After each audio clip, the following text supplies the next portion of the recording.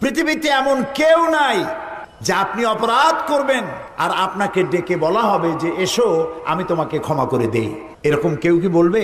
বলেন, আমরা যদি আমাদের বাপের সাথে বেয়াদবি করি, আল্লাহ না করুক, মায়ের সাথে বেয়াদবি করি, মা বাপ কি বলবে যে আয় বেটা তোরে মাফ করে দেই, আয় মাপসা মাফ করে দেবো? বলবে? মা এবং বাবা সন্তানের জন্য কল্যাণকামী। মা বাবা মনে মনে এটা ফিল করেন, ছেলেটা যদি এত বড় বেয়াদবি করলো, যদি মাপ চাইতো মাফ করে দিতাম, এটা ফিল করেন, কিন্তু মুখ খুলে বলবেন না যে আয় মাফ করে দেই। আকাশ আর জমিনে একমাত্র সত্তা যার নাম আল্লাহ রব্বুল আলামিন। বান্দা গুনাহ করে, আল্লাহ রব্বুল আলামিন বলেন আয় যত গুনাহ করেছিস ক্ষমা চা, আমি মাফ করে দেব। মানুষ গুনাহ করবে আর আল্লাহ তাআলা ক্ষমা করবেন, কারণ তার নাম হচ্ছে রহমান রহিম। এর অর্থ এই নয় যে আপনি জেনে বুঝে গুনাহ করবেন আর মাপ চাইতে থাকবেন, গুনাহ করবেন আর মাপ চাইতে থাকবেন। এক পর্যায়ে মনে করবেন যে গুনাহ করি নেই, তারপরে বুড়া বয়সে মাপ চাই নেব। এরকম যদি হয় তাহলে এই ধরনের তওবা নিয়ে যারা তামসা করে, তওবার দরজা তাদের জন্য নয়। তবে আল্লাহ তাআলা হচ্ছেন মেহেরবান, তিনি মানুষের তওবার দরজা খোলা রাখবেন। সূর্য যতদিন পর্যন্ত পশ্চিম দিক থেকে উদয় না হয় ততদিন পর্যন্ত তওবার দরজা খোলা থাকবে। এক।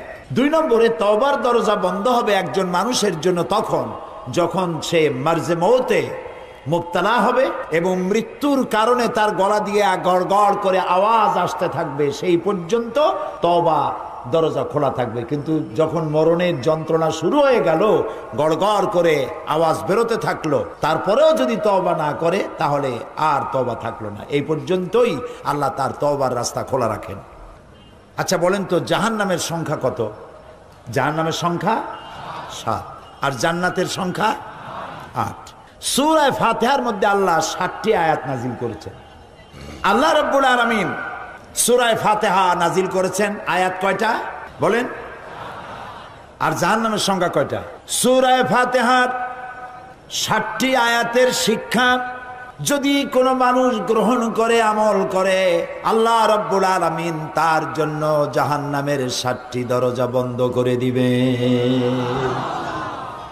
আর জান্নাতের দরজা হচ্ছে, জান্নাতের মোট জান্নাতের সংখ্যা কয়টা? এখন জাহান্নাম বন্ধ যদি কারোর জন্য হয় তাহলে খোলা হবে কোনটা? জান্নাতের দরজা, যার জান্নাতের সংখ্যা হলো 8টা। এখানে মুমিনের 8টি বৈশিষ্ট্য আল্লাহ বর্ণনা করছেন।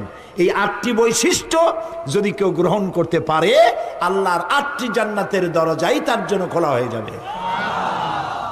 এই 8টি কথা আজকে বলবো ইনশাআল্লাহ। কাগজ থাকলে, কাগজ কলম থাকলে লিখবেন, আর না হয় মনে রাখবেন।